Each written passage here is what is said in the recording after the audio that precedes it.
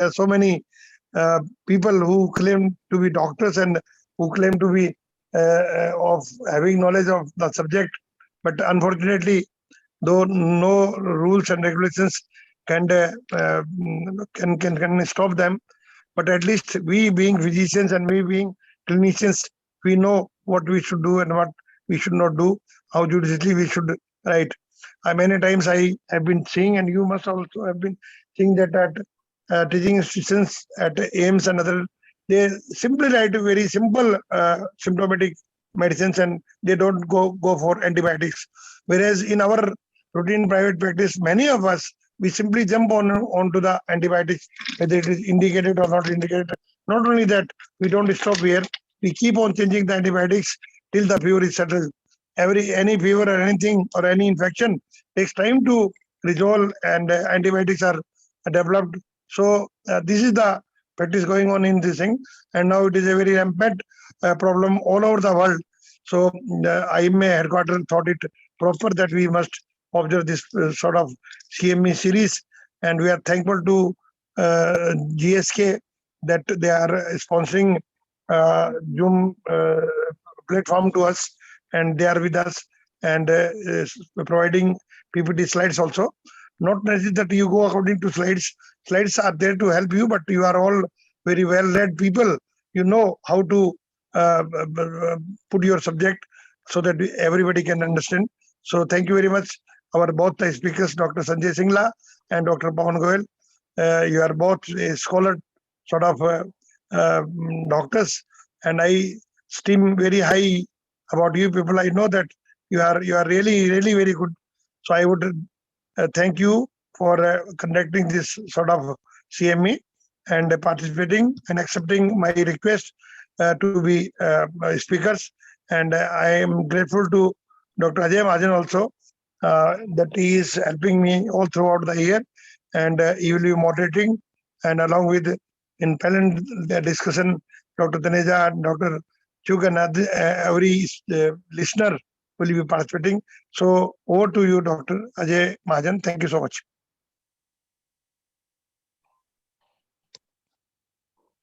First of all, our first speaker will be Dr. Pawan Goyal from Rewari. He will be talking about decision making about antibiotic prescription.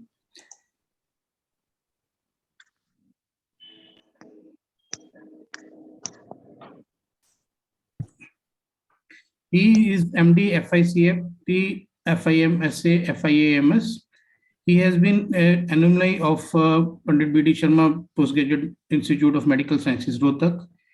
He is practicing in Rewari for more than 27 years, has a passion for sharing clinical experiences, and he has been on the forefront of the clinical and the academic activities of the IMA Haryana. Now I invite Dr. Pawan Goyal to share his speech.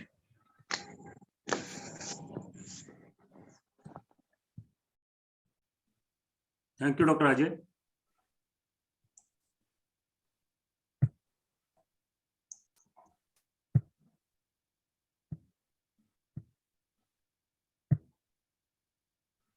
Dear friends, first of all, good evening. As we all know that antibiotics and antimicrobials are one of the biggest inventions of 20th century, which revolutionized the treatment of infectious diseases. As we know, infectious diseases are and will be one of the biggest challenge to the medical community. So it is really important to take judicious and informed decision before starting the antibiotic therapy. The topic of today's discussion in this Antibiotic Awareness Week being observed by IMA Haryana and IMA National Headquarters. The first topic is decision making about antibiotic prescription. So basically, before starting antibiotic therapy to any of our patients, we must consider certain factors which are very important before prescribing antibiotic to our patients. So there are a number of factors which should be considered for each host when administering antibiotic formulation. We must take care of genetic factors as lack of G6PD, because some of the antibiotics, they cause activation of G6PD and lead to hemolytic anemia. Then renal and hepatic impairments are factors that will determine the type of antibiotics, because certain antibiotics like aminoglycosides, कि उनको बोल रहा MCB of on कर देगा, नीचे लगा देगा सबको. they are nephrotoxic, and certain antibiotics, they are hepatotoxic also. So if whenever we are starting antibiotic, then we should consider basically renal and hepatic parameters for these patients. Then bactericidal drugs are necessary for life-threatening infections such as sepsis, and in those patients who are sick, in those patients we should prefer bactericidal drugs, and definitely we should not combine bactericidal drugs with the bacteriostatic drugs, because bacteriostatic drugs, they slow down the replication of the bacteria, while the bactericidal drugs, they are mainly effective against rapidly proliferating bacteria. So if we combine these two drugs, then the effect of bactericidal drugs on those bacteria becomes impaired. And diseases such as tumors, lymphomas, vasculitis, and systemic diseases, they need to be taken care of before starting our antibiotic therapy. Infections where the administration of antibiotics should be immediate, because the presence of infection is life-threatening. We should start with the broad spectrum empirical therapy, preferably with bactericidal drugs. Such examples include meningitis, bacterial endocarditis, leukopenia, and acute necrotizing cellulitis. Before the administration of antibiotics, anaerobic and aerobic cultures should be taken, which must be carefully monitored, as after the initial treatment failure, it will guide us to change the initial therapeutic regime in our patients. So what are the strategies of antibiotic prescription? The strategy of administration of antibiotic should be taken into account. In patients with serious bacterial infections, the number of white cells like TLC and DLC, that should be considered. And if the TLC and DLC are very high, then it probably suggests that the patient is having a bacterial infection. Based on the clinical picture and laboratory test, the clinician can identify the anatomical location of the infection. For example, if the combination of fever, burning on micturition, and increase in number of pus cells on urine analysis indicates infection, which can later be confirmed by urine culture.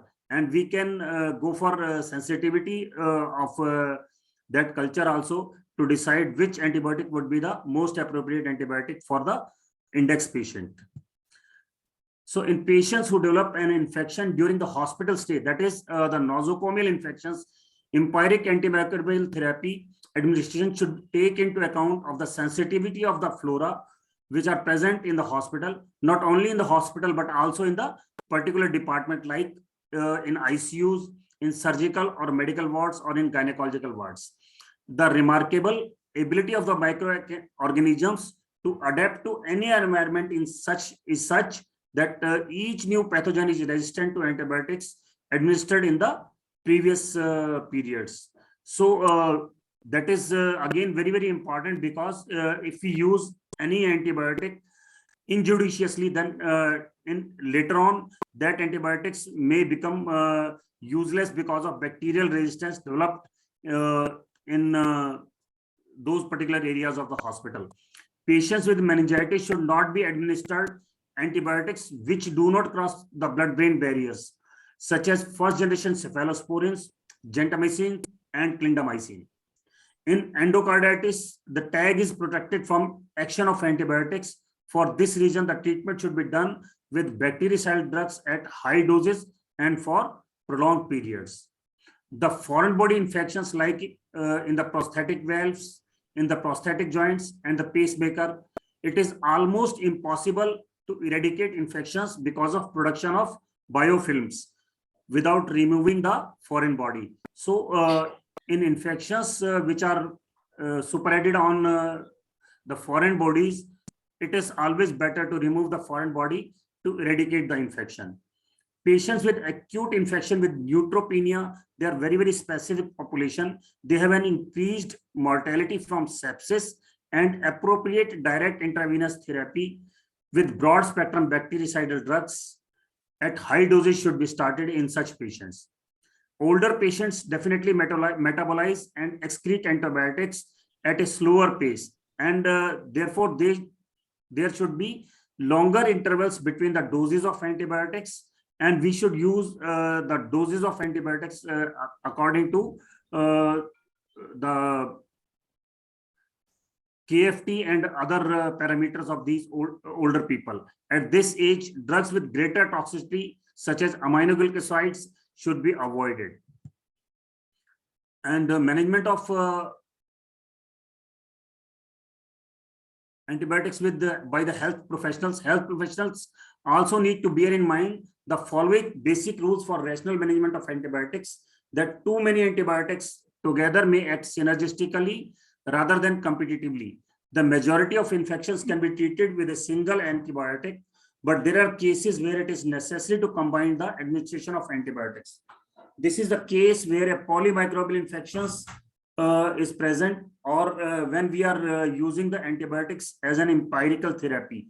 So it is better to start with a combination of antibiotics which are covering both the gram-positive as well as the gram-negative infections, and in some cases also the atypical and anaerobic bacterial infections. So we should combine our antibiotics based on all these factors. And for example, in intraventricular brain abscesses and infections of the lower limbs of diabetic patients, we must use polymicrobial therapy, antimicrobial therapy.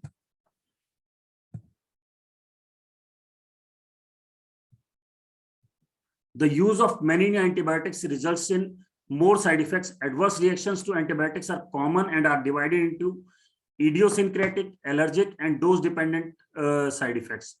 Examples of serious allergic reactions are immediate hypersensitivity reactions to antibiotics, like with penicillins and cephalosporins. When a patient taking many antibiotics had an allergic reaction, then all antibiotics are suspect and cannot be reused in those patients. The use of many antibiotics increase the risk of infection with resistant microorganisms. When many antibiotics are administered to a patient, the spectrum of microorganisms killed is increased, which may include normal commensals also. The destruction of the flora of oropharynx and gastrointestinal tracts are harmful to human beings. The microorganisms that are normally found in these regions are competing to develop more resistant microorganisms. The elimination of normal flora by the indiscriminate use of antibiotics has resulted in development of multi-drug resistant pathogenic microorganisms. So before starting any antibiotic therapy, definitely we should take care of the site of infections, the seriousness of infections, and the probable type of bacteria, and accordingly we should start our antibiotic therapy. And regarding overuse of antibiotics, antibiotic overuse is a major healthcare issue that contributes to antibiotic resistance. Such overuse includes unnecessarily long durations of antibiotic therapy in patients with common bacterial infections, which is a common practice in our country, such as acute bronchitis with chronic obstructive pulmonary disease, exacerbations, community acquired pneumonia, UTIs, and cellulitis. So when should antibiotic be prescribed, and limitations of antibiotic treatment in various cases? Clinicians should limit antibiotic treatment duration to 5 to 7 days when managing patients with COPD exacerbations and acute uncomplicated bronchitis. And we should not continue our antibiotic therapy beyond 7 days in such patients who have clinical signs of bacterial infections. And if the patient is not responding to our antibiotic therapy, only then we should increase our duration of treatment, and that can easily be assessed by presence of increased sputum purulence in addition to increased dyspnea and or increased sputum volume or the consistency of the sputum. In community acquired pneumonia, we should prescribe antibiotics for almost minimum of 5 days, and extension of the therapy after 5 days of antibiotic should be guided by the validated measures of clinical stability, which include resolution of vital signs abnormalities, ability to eat, and normal ventilation of the patient. And in uncomplicated UTI in women, in women with uncomplicated bacterial cystitis, clinicians should prescribe short course antibiotics with either nitrofurantoin for 5 days, trimethoprim, sulfamethoxazole combination for 3 days, or fosfomycin as a single dose. And in most of the uncomplicated UTI in women, this duration is sufficient. And in men and women with uncomplicated pyelonephritis, clinicians should prescribe short course therapy either with fluoroquinolones or cotrimoxazole based on the antibiotic susceptibility. And before starting antibiotic therapy in all these types of patients, we should always take a urine or blood culture or sputum culture so as to decide on the spectrum of the bacteria present in the infection and the appropriate antibiotic. If the patient is suffering from cellulitis, which is non-purulent, then clinician should use a 5 to 7 day course of antibiotic active against streptococci, particularly for patients able to self-monitor and who have a close follow-up with the primary care physicians.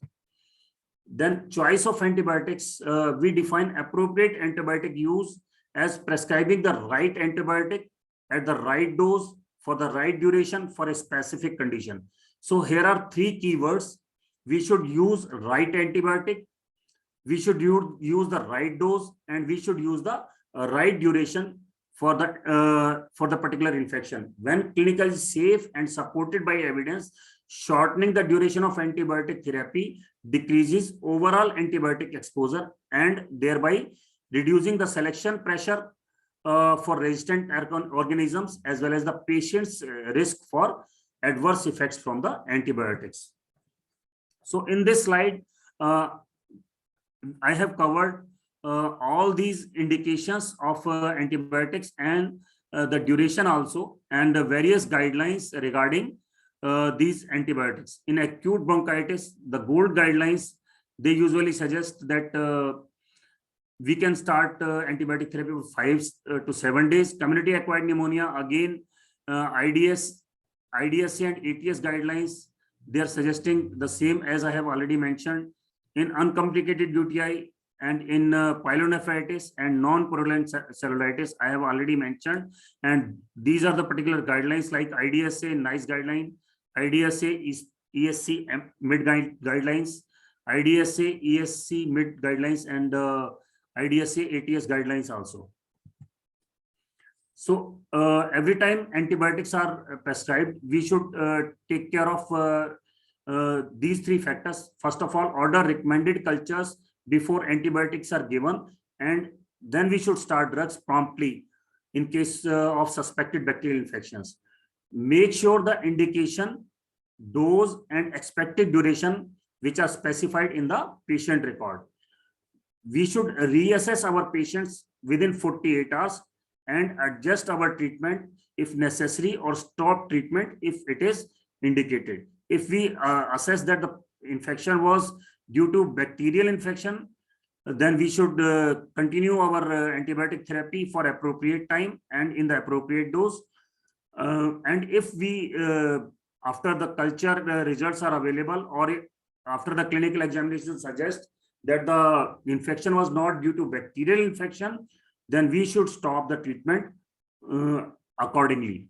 And specific recommendations for common prescribing situations, like for urinary tract infection, make sure that culture results represent true infection and not just the colonization.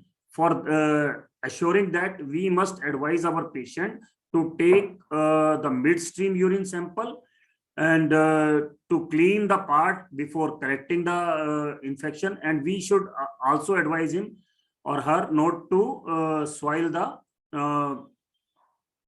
culture tube before collecting the samples for urine culture. Assess patients for the signs and symptoms of UTI. We must always assess our patients for signs and symptoms of UTI before starting antibiotic therapy, and make sure that urinalysis is obtained with every urine culture, because if urine culture is showing presence of some infection and urine analysis does not show pus cells, then probably either it is not the infection, or it is infection by some type of bacteria which are not grown on the culture, and or it could be infection by the mycobacterium, or it can be a fungal infection also. And if treat the patient for recommended length of the time, and ensure that planned post-discharge treatment takes into account the antibiotics given in the hospital. And if you are treating pneumonia, make sure that the symptoms truly represent pneumonia and not an alternative non-infectious diagnosis, because it is a common practice in India that with change of weather, we frequently get some viral URTI or LRTI type of infections. And if the infection is not due to bacterial infection, then antibiotics are useless in those conditions. Treat for the recommended length of time and ensure that planned post-discharge treatment takes into account the antibiotics given in the hospital.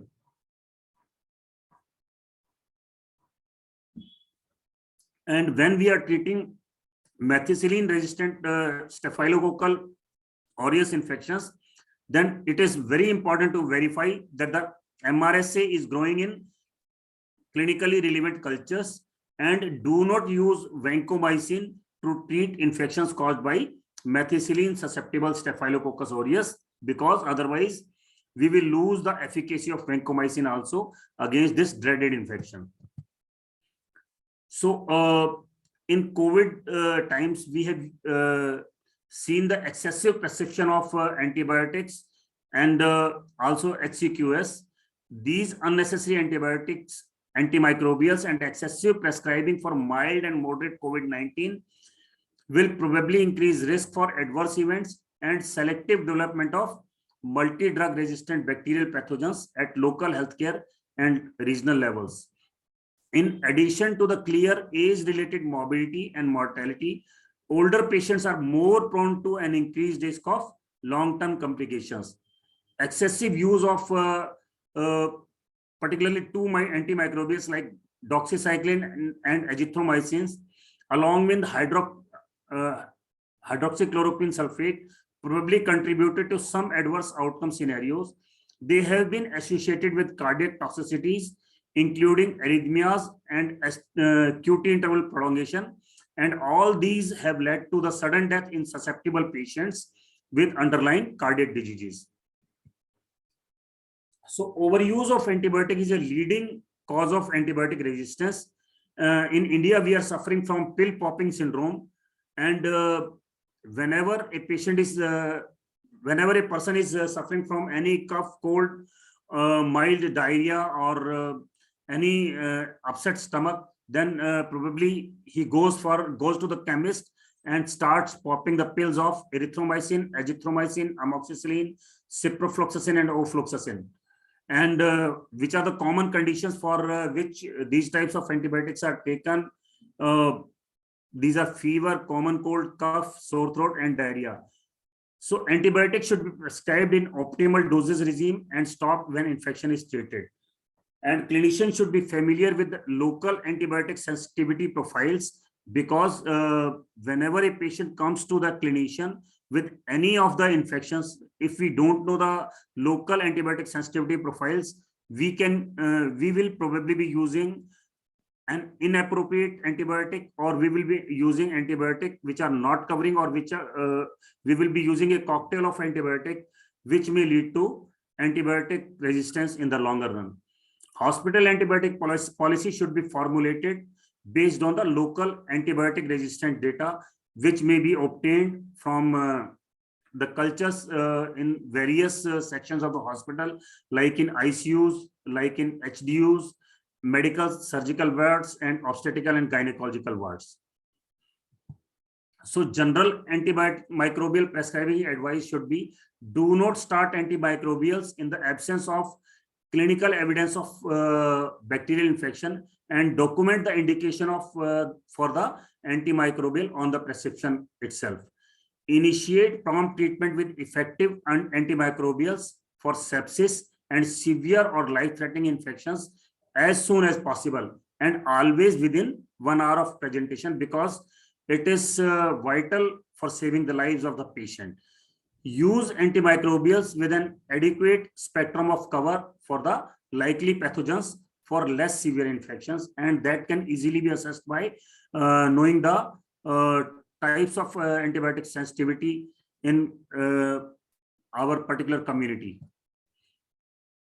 What are the special recommendations? If the patient is in pediatrics age group and the local guidelines do not give specific recommendations for this age group, so treat that patient as per sepsis of unknown origin guideline. Always use the optimal dosing regime for the clinical indication and the patient's individual parameters. Consider the risk of resistant pathogens like MRSA or ESBL producing organisms, and offer alternative treatment regimens accordingly, or seek advice from infectious disease expert or microbiologist. Confirm allergy status and offer alternative treatment choices for patients intolerant to recommended antimicrobial agents.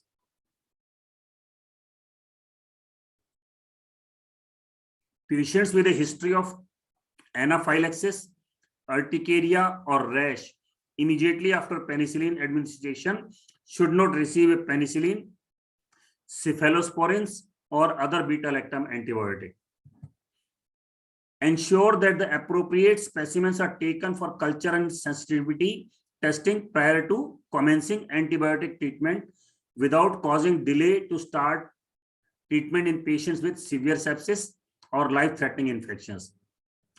Consider intravenous administration only to the patients who are severely ill, are unable to tolerate oral treatment, or where oral therapy would not provide adequate coverage or tissue penetration, like in CNS infections.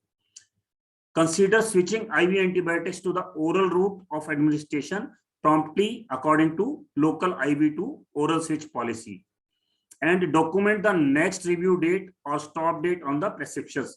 Because if you don't mention the next review date or stop date on the prescription, then the patient will keep on taking antibiotics for a longer duration, which will lead to generation of antimicrobial resistance.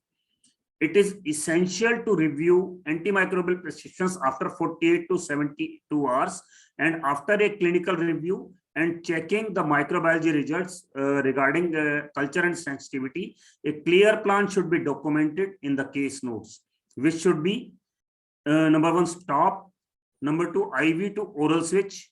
The third option could be change antibiotic, and the fourth option could be continue and review again in 72 hours. And in outpatient parenteral antibiotic therapy can be the other option.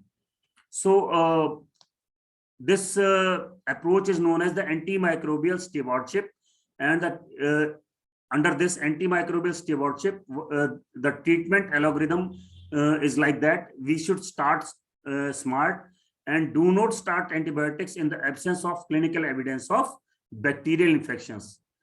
Take the thorough drug allergy history.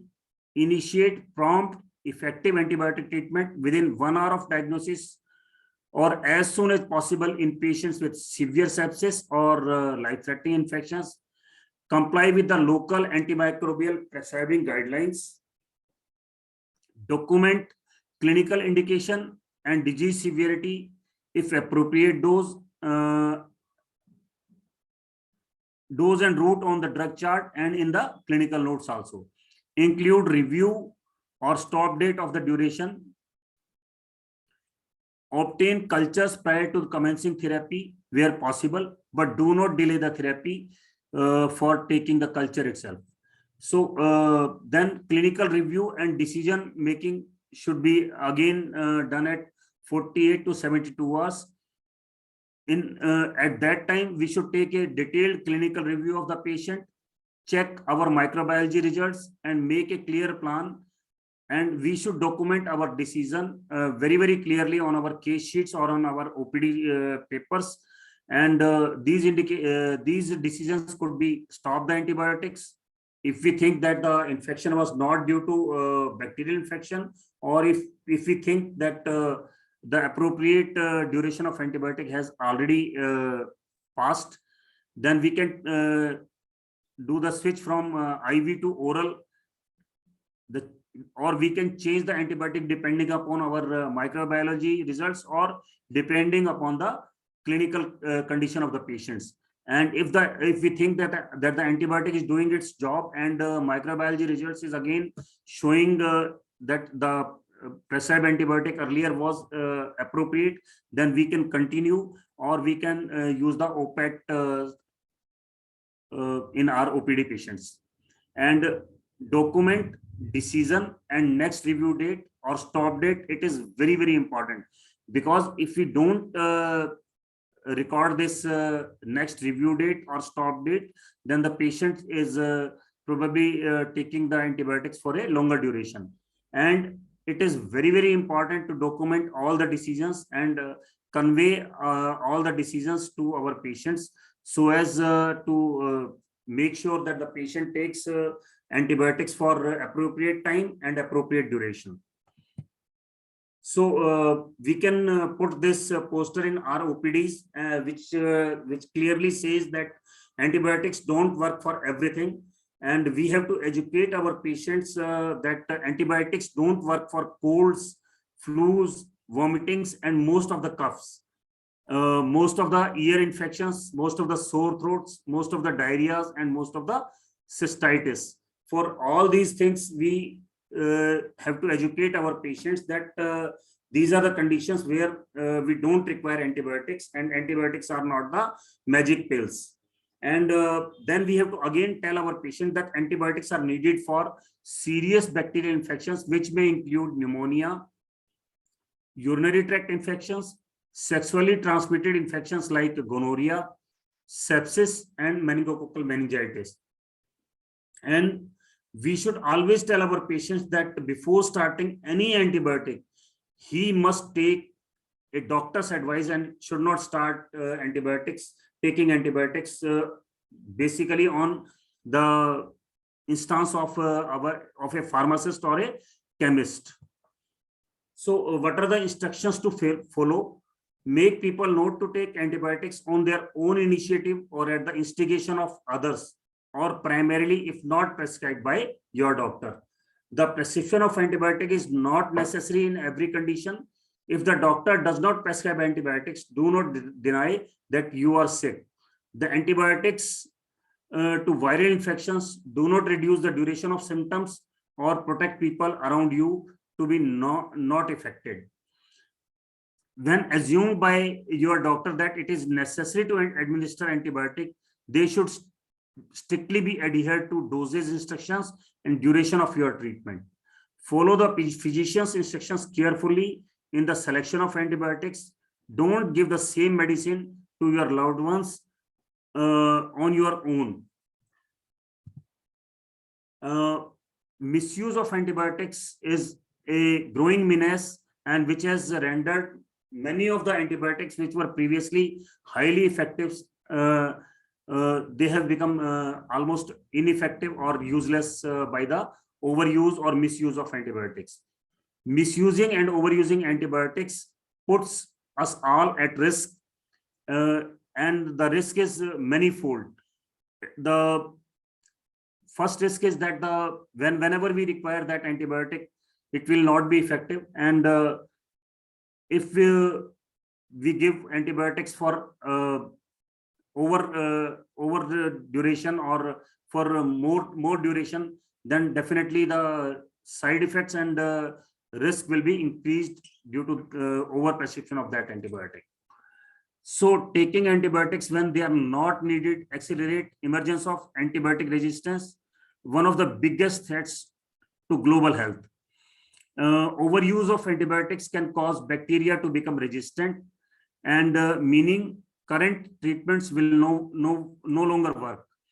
It is the bacteria itself which is become resistant, not the person or the animal that becomes resistant to antibiotic.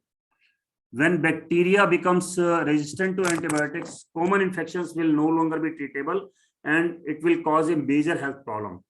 Antibiotic resistant infections can affect anyone of any age in any country of the world. And antibiotic resistant infections can lead to longer hospital stays, higher medical cost, and more deaths because of antibiotic resistance. So it is very, very important that we should restrict our use of antibiotics and use them very, very judiciously. So what should physicians do to reduce the inappropriate use of antibiotics? Physicians will have to balance the risk of not treating or inadequately treating against the risk of antibiotic use regarding adverse side effects, drug interactions, cost, and antibiotic resistance. From a clinical perspective, many providers may not be highly concerned about their antibiotic prescribing habits, since many patients expect to get an antibiotic whenever they visit a physician for an issue they perceive as bacterial. So we should not succumb to the pressure of the patient, and we should use the antibiotics in a judicious way. A didactic educational discussion with the patient is necessary to change the over-prescribing phenomena. Whenever a patient insists us to write an antibiotic, we must tell him very, very categorically and clinically clearly that the infection which he is thinking that it is a bacterial infection, it is not a bacterial infection, it is a viral infection, and it does not require antibiotics. Patients should be educated on viral etiology of different infectious disease syndromes in which antibiotics are unnecessary, rather they can be hazardous. The prescription of antibiotics in these circumstances is futile. It exposes the patients to undesirable side effects or drug interactions and increase the healthcare cost, in addition to contributing to the development of antimicrobial resistance. So then the million-dollar question is how to prevent it. For the prevention of intestinal disorders, probiotics can be rendered multi-drug resistant to survive in presence of co-administered antibiotics. This generates the possibility of resistance transfer from probiotic to human bacterial pathogens, either directly or indirectly via the commensal flora. Probiotics can be susceptible to majority of antibiotics or can naturally be or rendered multi-resistant. We are in habit of prescribing probiotics along with every antibiotic, and it can again be a big danger in our prescription habit. There is the possibility of resistance transfer from the probiotic to human bacterial pathogens, either directly or indirectly via the commensal flora. So this transfer of resistance from probiotic to human bacteria again makes those human bacterial pathogens resistant to many antibiotics to which only those probiotics were resistant. The probiotics can themselves acquire resistance genes from the human commensals, and in turn these probiotics can again acquire resistance from the resistance genes of the human commensals. In case of infection due to probiotic itself, a rare occurrence mainly developing in immunocompromised patients. These probiotic can again cause infections in particularly immunocompromised patients. In the presence of multi-resistant strain could result in availability of only a limited number of antibiotics to treat the infection which is caused by probiotic. It should, however, be stressed that at the very least, viable microorganisms should used as feed additives should not contribute to the genetic pollution by resistant determinants. So very, very commonly Bacillus cloziei is used as a probiotic, and then we have to understand by which mechanisms. And, Dr. Pawan, Yes. Dr. Pawan, we are running short of time. Yeah, Can you speed up, please? Yeah, I'm summing it up. So these are various mechanisms by which these bacteria, Bacillus clausii, is resistant. So in Bacillus clausii, particularly penicillin, cephalosporins, aminoglycosides, microlides, tetracyclines, chloramphenicol, and rifampicin, they are causing antibiotic resistance. So by Hans Gisner, there was a famous quote: infectious disease is one of the great tragedies of living things, the struggle for existence between the two different forms of life. Incessantly, the pitiless war goes on without quarter or armistice, a nationalism of species against species. So to mean that the infectious disease antibiotics, they are they are in a continuous fight against each other, and the bacteria and other living organisms, they are in a warlike situation, and we have to quench this war by the judicious use of antimicrobials. Thank you so much. Thank you very much, Dr. Pawan, for an exhaustive and a very interesting topic we have covered very well. Thank you very much. Now we'll invite Dr. Sanjay Singla, who will be discussing with us a few interesting cases showing the misuse of the antibiotics. Dr. Sanjay Singla is owner and consultant at Singla Hospital, Bhiwani. He did his MBBS and MS from prestigious Government Medical College, Patiala in 1991 with distinction. He was awarded the Honorary Fellowship of Indian Association of Gastroenterologists and passed fellowship examination of FACRSA. He has been awarded travel fellowship to NHS Birmingham, England, and he is an ATLS instructor in the American College of Surgeons and is a regular faculty at JPN Apex Trauma Center, AIIMS, New Delhi. He is regular faculty for FACRSA for 8 years now and has been a speaker at National Symposia of Surgery. He has been a speaker for Ethicon Surgical Education Program and as well as an author to a chapter on endoscopy and has contributed in various national and international papers. Now I request Dr. Sanjay Singla to share his experience with us. You see my slides? Yes, sir. We can see it. Thank you, sir. Thank you so much. Thank you, Dr. Mahajan, for such kind words. And my predecessor, Dr. Pawan Goyal, has told you that all the audience that how it's important to judicially use the antibiotics, and the reason is basically the resistance against different antibiotics. And I shall be discussing why the resistance happens and few interesting cases, how to avoid that.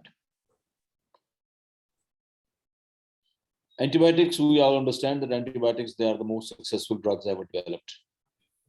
But an increase in the antibiotic resistance can impact the human health at two levels. Firstly, we cannot treat infections. Secondly, it can compromise the treatment in case of immunosuppression, for example, in transplantation, anti-cancer chemotherapy, it will cause a problem. That's why the WHO has stated that emergence and dissemination of antibiotic-resistant bacteria in hospitals means that medical procedures once previously taken for granted could be conceivably consigned to medical limbo. Means thereby that we were taking the things as guaranteed. Now, if the situation remains same, we don't know where we will go. If you see this slide,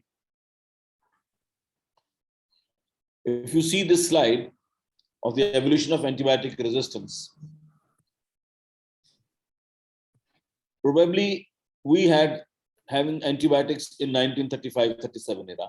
And just after a few years of that, we discovered that there is an enzyme penicillinase is there and produced by certain bacteria, and that can destroy our penicillin.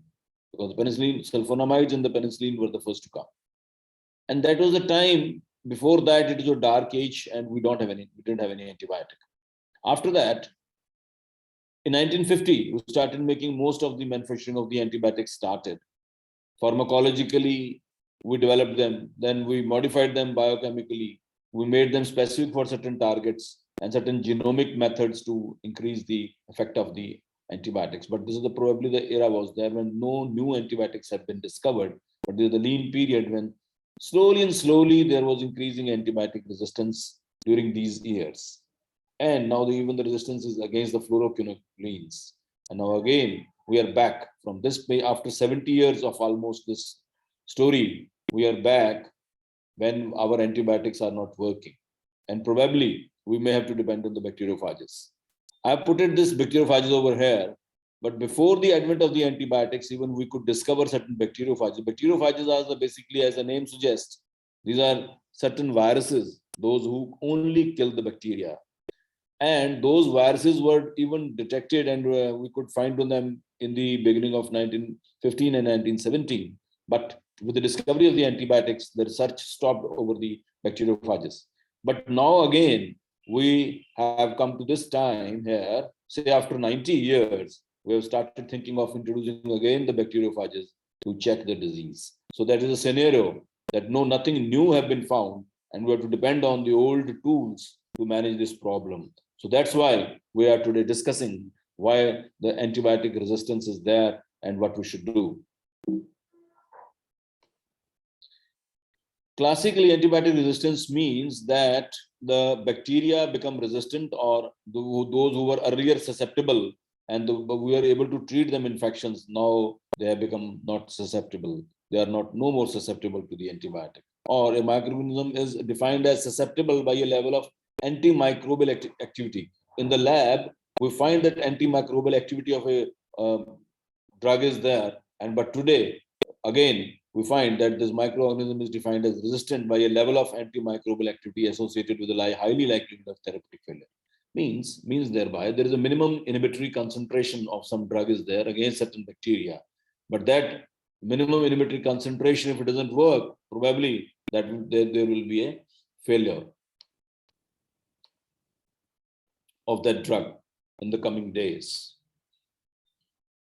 What are the clinical causes of antimicrobial resistance? The first and the foremost, as said by Dr. Pavan Goyal also, that is unnecessary use or the so-called the misuse of the antimicrobials is there.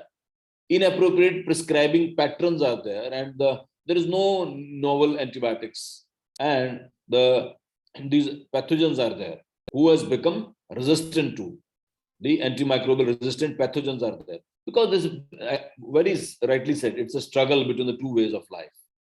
When we try to kill those bacteria with antibiotics, they also want to survive. They also want to survive, they struggle. And they also become microbial resistant. They have the great potential to change their machinery to become how that happens. Antibiotic resistance in bacterial pathogens is the adaptive trait acquired after challenge with therapeutic antibiotics. They acquire this trait. And pathogens who were earlier susceptible, now they become resistant. And how this happens? One is by way of mutation. These bacteria, they mutate their genomes, and other is they receive horizontal gene transfer. Horizontal gene transfer means from the community of bacteria. Certain resistant genes are there present in the bacteria itself, and those bacteria, they transfer their genes of resistance into the other bacteria, or the commensals and other bacteria, by the way of those for the transport system or through the target of the antibiotics, and that's why they cause resistance to these antibiotics. There can be two ways of getting resistance. One is the intrinsic resistance, means certain bacteria or the genera or the species, they have the unique structure and functional characteristics that provide resistance to certain antibiotics. And these groups of bacteria normally don't have a target site for the specific antibiotic, and thus making them ineffective. Furthermore, the inability of an antibiotic to enter the bacterial cells due to the presence of an outer membrane. This will show you why the gram-negative bacteria, they are hard nuts to break. And why similarly, then there is acquired resistance. That earlier the bacteria were susceptible, they become resistant to certain antibiotics by receiving genetic codes from other bacterial strains. Either they mutate or they receive genetic codes from other bacterial strains, what is known as horizontal gene transfer. Now, if you see this slide of a gram-positive and a gram-negative bacteria, the cell membrane, here in a gram-negative, you have these are the different outer membrane have a phospholipids and these villi. And here you see that certain drugs, they can lyse up these phospholipids, and other drugs cannot. So that's why to lyse up these phospholipids, you need certain other type of antibiotics which are not used for gram-positive bacteria. So these bacteria, they have very specific phospholipids in their outer membrane. They have the pores also, and by the size, like the vancomycin cannot enter these gram-negative bacteria here because of the pores, because the size of the vancomycin they cannot do. Then certain water-soluble like clotrimazole. Clotrimazole can enter through this membrane, and aminoglycoside have the ability to lyse up this. So that's why certain bacteria, they cannot be penetrated by the drugs. That's why we cannot treat every bacteria, like the drugs which are used for gram-positive, they cannot treat the patient with gram-negative. So specific use has to be seen before we prescribe any antibiotic. What are the major complications? Number one is that we will not be able to effectively treat certain infections. Then, where we depend on antibiotics like chemotherapy for cancer, organ transplantations, and minor dental surgeries, they will be compromised. Emergence of new strains which are resistant, like common diseases like typhoid, flu, and this will not be treatable. And mandatory prolonged treatment will cost more and have more toxicity to the patients. So, these are the clinical complications. The mechanism is that antibiotic, to be effective, first should cross the cell membrane, then enter the cell, and in a concentration to the target cell, and modify either the target of the antibiotic or that modify the concentration of the lesion. So from the biochemical point of view, either it can modify the target of an antibiotic or that modify the concentration, leading on to resistance. If you see this slide, it's a very important slide. You see this slide that either the drug is modified or drug is destroyed by the bacteria, or target of the drug. So this drug has this target, but if the bacteria changes this target to this, then this drug will not be able to act. And the bacteria have this potential by the attainment of certain DNA material or from the genes that they can change this. Or the bacteria, they can prevent the uptake of the antibiotic by the cell, or they can cause increase export. First the antibiotics come in, but then export. Like for the Pseudomonas, they bacteria, they have the potential that whatever drug comes in, that will be exported out, frankly, because if they gain certain proteins for resistance, and they can bypass the metabolic pathway also. So these are few biomechanics by which the bacteria can become resistant to the drugs. Well, I've told you these are the mechanisms how the bacteria, they become resistant to these drugs. And not only we, our other activities like agriculture, use of antibiotics in the agriculture, in the community, hospitals, wastewater treatment. Whenever you dispose the antibiotic, you should destroy it. Otherwise, it goes into the sewer system. And when it goes into the sewer system, it changes the whole ecology also. And the use for the farming animals, for the non-vegetarian farming for the non-vegetarian purposes, who people take the meat. Because of that, the tons of antibiotics are given to those animals. And so these all our activities called as anthropogenic activity, they also cause resistance to the antibiotics. If you see few case studies, you will understand how this happens. We present before you a 42-year-old man who was admitted to the trauma unit after a motor vehicle accident, and he had open fractures of the lower extremities and a compartment syndrome of the distal femoral fracture. The treatment given in the beginning was external fixation, irrigation, and debridement of the cavity, there's a wound, plus left leg fasciotomies and internal fixations. 9 days after his admission, an infection of his right proximal tibia was detected, and a multi-drug resistant Klebsiella pneumoniae was isolated from the wound. 6 weeks after the admission, an infection of his left tibia with multiple drug resistant Actinobacterium boonei was detected, and now we have 2 Actinomycetin boumannii and a Klebsiella pneumoniae was found. Serial irrigations and debridements were done with a prolonged course of antibiotics, 6 weeks of piperacillin and Tazobect, 4.5 grams 3 times a day initially, followed by an 8-week course of meropenem and high-dose colistin. you can imagine now what we are giving. Very high dose of antibiotics, specified antibiotic, broad spectrum antibiotics, and a very rare antibiotic of colistin, which is used scarcely. These are all given to these patients because we have multi-drug resistant Klebsiella pneumoniae and Actinomyces bowmani was there. So this is the problem of resistant microorganisms. Despite these aggressive INDs, flap coverage, and the wound broke down, and multi-drug resistant Actinomyces bowmani resistant to the carbapenems, colistin, there was again cultured. Infection could not be eradicated with antibiotics. Though the differential count was normal and C-reactive protein also around normal 1.5 because of the chronicity of the infection now, and because of the highly resistant pathogens and failure of the antibiotic and surgical treatments, and above knee amputation was recommended, but the patient refused. At this point, 7 months after his initial admission, the phage therapy was considered as a last resort. What is phage therapy? Phage therapy is basically the bacteriophages are the viruses that kill the bacteria, and they can kill the bacteria through this DNA mechanism called as CRISPR mechanism, where the bacteria have the capacity to chop off the DNA material, and by many activities are happening in the bacterial cell, the bacteriophages, they can act there on the RNA polymerase, metabolic pathways, flagella, pili, means wherever these bacteriophages, these viruses, they can kill these bacteria because of their action on different areas of the mechanism of the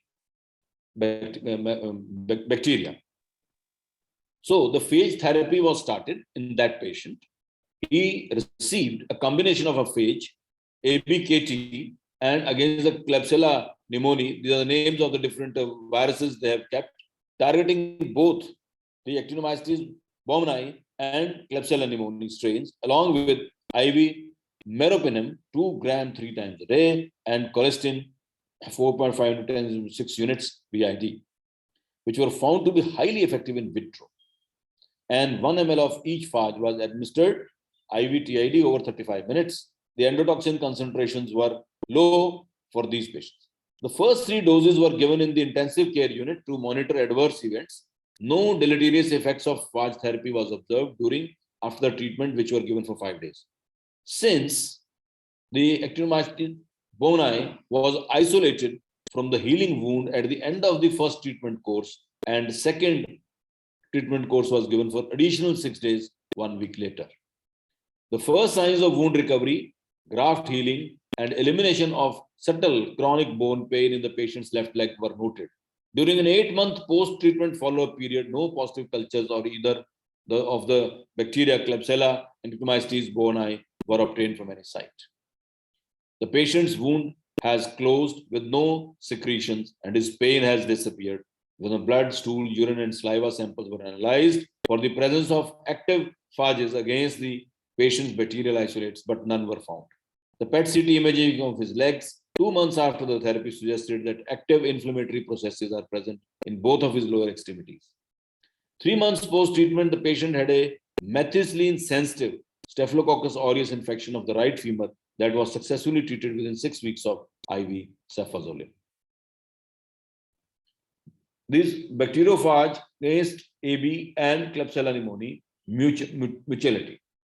Klebsiella pneumoniae could not grow in the presence of meropenem.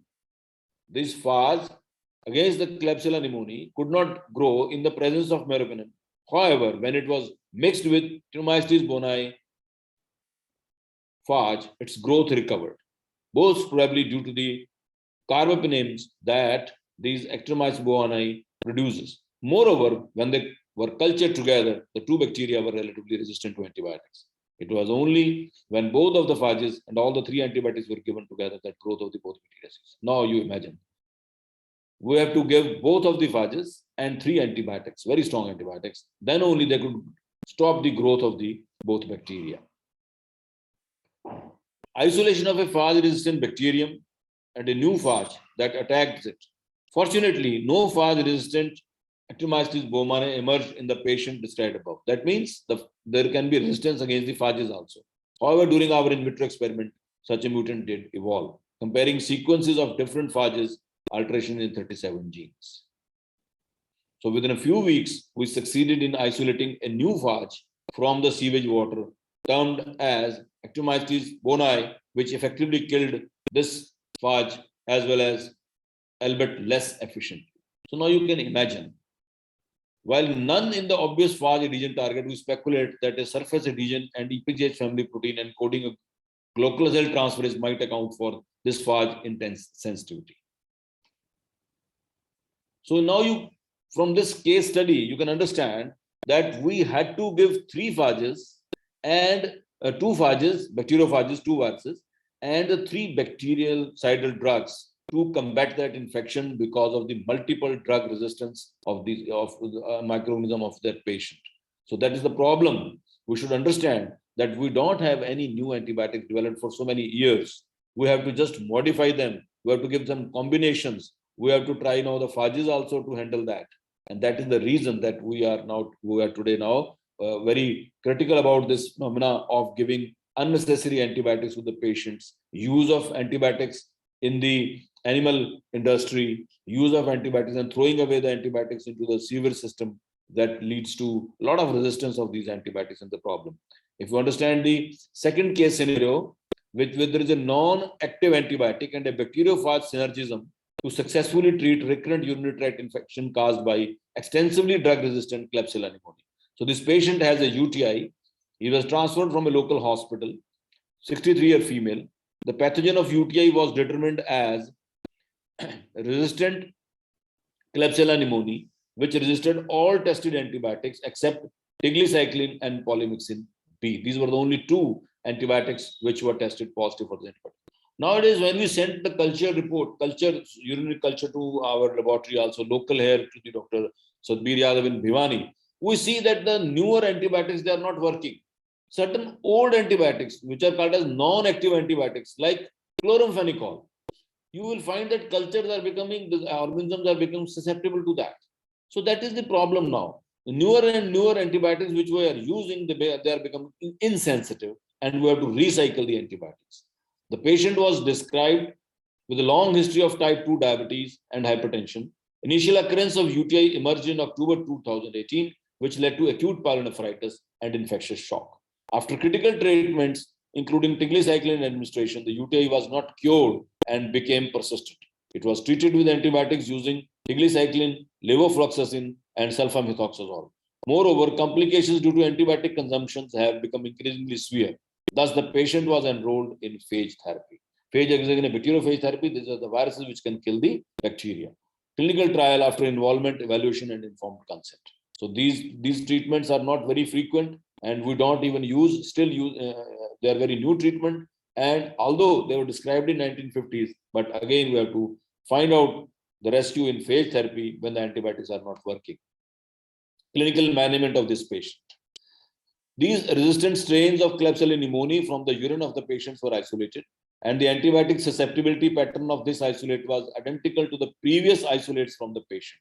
And the sequence type was classified like this.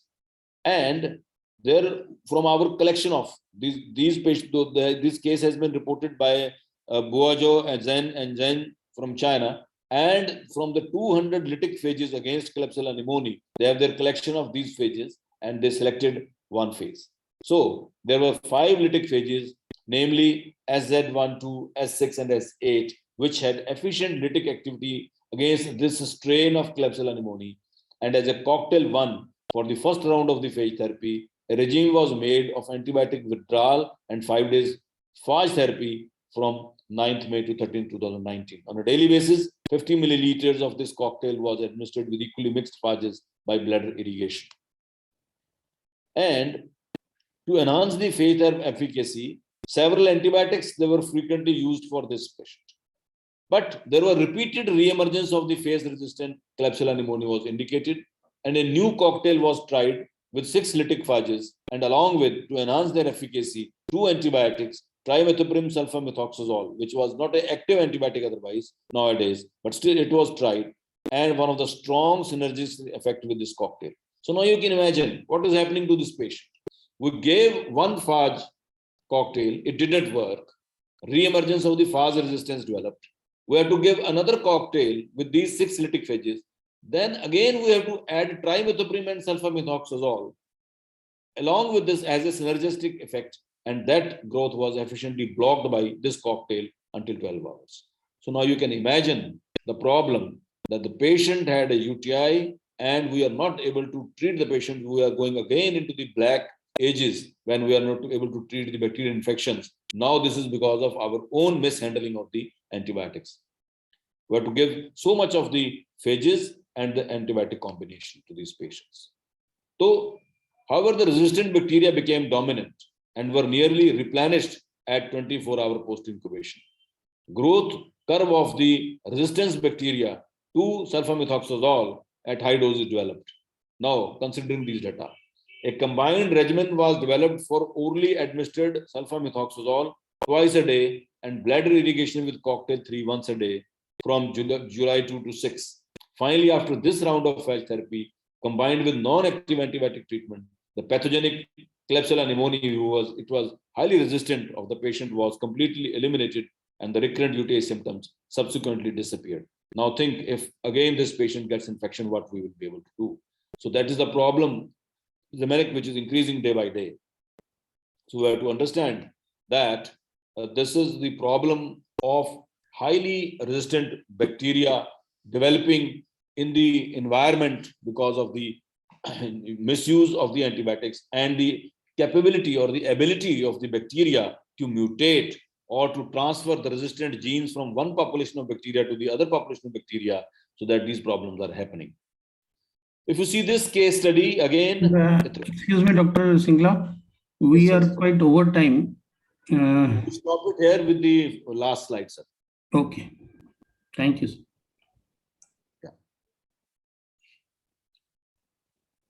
What is the another drawback of indiscriminate use of antibiotics? The toxin-producing anaerobes Clostridium difficile is increasingly found as the cause of severe intestinal infections. Being a gram-positive spore former, it is a hardy organism and is readily transmitted by hospital personnel on equipment as an aerosol. So its renewed prominence is considered the result of extensive hospital use of antibiotics such as expanded spectrum cephalosporins, the newer penicillins, fluoroquinolones, and that cause significant depletion of the gram-negative intestinal microflora. When the gram-negative intestinal microflora they get depleted, that enhances the Clostridium difficile colonization. In other words, these infections are the direct result of antibiotic use. So you have seen the two cases I've discussed with you, that how infectious these simple, the Klebsiella pneumoniae, other infections which we were able to treat by different drugs were not able to treat now because of the increasing strains of highly resistant bacteria because of mutation or because of transfer of the genetic material. And also another problem like this, that these colonization by Clostridium difficile, which is very difficult to treat anaerobe because of the use of bacteria, the use of antibiotics against penicillins and fluoroquinolones. So, dear friends, we should all understand the drawback of using unnecessary antibiotics. As far as surgery is concerned, now the categories of surgeries are there: the clean surgeries, clean contaminated surgeries, and dirty surgeries, or the infective or already peritonitis or something like that. So for the clean surgeries and clean contaminated surgeries, the indications are given by different organizations that we should use one single antibiotic use to prevent the infection of surgical site infection. We should not give more than 2 doses or 3 doses, depending upon the type of surgery you are going to do. That is very important, and we should give the full concentration of the drug 1 hour before we put the patient into surgery, or giving during the induction of anesthesia. So these are very important things that we should understand. We should not write unnecessary on the discharge card 5 days antibiotic, 6 days antibiotic of a simple surgery like laparoscopic cholecystectomy of a clean case where there is no breach of the gallbladder and there is no bile spillages there. So these are important things we should all understand. And for the community, for the people, Dr. Goel has already told that where to use antibiotics, where not to use antibiotics. Thank you, friends, for listening my views and the slides which are presented to me by the IMA headquarters. I will try to explain how much I could do. Thank you very much. Thank you, Dr. Singla. It was a very, very nice presentation. And I think some of the questions in the chat box were mainly about the prophylactic use of antibiotics. And Dr. Singla has rightly said that in case of, say, surgical cases, a perioperative use of antibiotics in high doses may be used. But if it is a clean surgery, and if you're confident of the asepsis in your OT, then you should not use the antibiotics thereafter. The antibiotics thereafter must be used only if there is an indication, because as Dr. Singla has pointed out, that a roadside accident who had landed up from the community by roadside accident, he was going to land into an amputation, and amputation could be saved only by the use of multiple bacteriophages and multiple antibiotics for a very long period, which probably in India will not be possible. We must try to preserve the susceptibility of the bacteria which is there. And I would also say that the bacterial resistance that varies from area to area. So we must do that. The pathologist and the microbiologist in our area, when they are doing the cultures, they should try to document it so that in our area we can know that what more of the resistance is coming to which antibiotics, which are the more susceptible ones, and then we can use. In case of the tuberculosis, we have already seen that quinolones were being used indiscriminately for the other infections also. And we have been again and again requesting that leave the quinolones, do not use them as simple antibiotics for the simple fevers and everything, so that the resistance to the mycobacteria does not develop. These were the main questions. If anyone wants to say something else, we are welcome. You can unmute yourself and ask the question.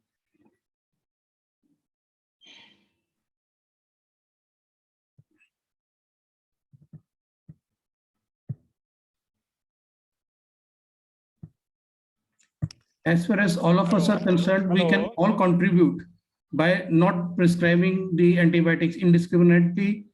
As the question was there for the dengue fever, nowadays we are seeing many cases of the dengue fever. We should not use antibiotics as such indiscriminately in those cases.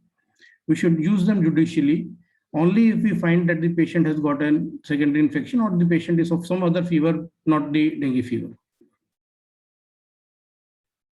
Yes, sir. Dr. Punia, sir, you wanted to say something? Yeah. Thank you, Dr. Sanjay Singla and Dr. Pawan Goel. You know your subject very well and very well explained as per slides also and as per your knowledge also. You were thorough in the knowledge and everybody could take active part and understood whatever you were delivering to us. And being so well read people, you are so fluent in speaking also that I was just enjoying it all throughout my thing, the CMEs. And I was also feeling that you are taking too much of time, but I did not interrupt you looking at that the lectures were going so well. Thank you, Dr. Singla and Dr. Pawan Goel. The topics were very good and presentation was excellent and audience was more than 52 or 53. It is just a good achievement. I had been attending to other CMEs also, so our strength was also good and your lecture delivery was good. And there is no match to Dr. Ajay Mahajan. He has been serving IMA for the full year as Vice President also, as CR also, as authorized secretary also for the state. I am very, very grateful to him. Being moderator, he also is a very well-read fellow. He knows the subject. He knows how to moderate. Few questions were there in the chat box, and probably Dr. Ajay Mahajan has already answered because those questions were answered by Dr. Singla as well. Thank you so much and congratulations to both of you. And we in the Haryana, we are proud of you that you presented very well. Thank you so much. Thank you, sir. Thank you, sir. Thank you so much. Thank you, sir. Thank you for the nice words, sir. If there are no more questions, then I would like to thank our speakers today, Dr. Pawan Kumar Goel and Dr. Sanjay Singla. And I would like to thank all the audience from all over Haryana who have joined us today. Thank you, everyone. Thank you very much. Thank you, Glaxo also, GlaxoSmith. Yes, GlaxoSmith also, and for the IMA headquarters for sponsoring Yeah. this meet. Thank you. IMA headquarters was all the time watching us, and they were bothering about us. Thank you, Rakhi Mudliar and headquarters who are operating it, and it was a very wonderful session. We hope to continue furthermore. Thank you so much.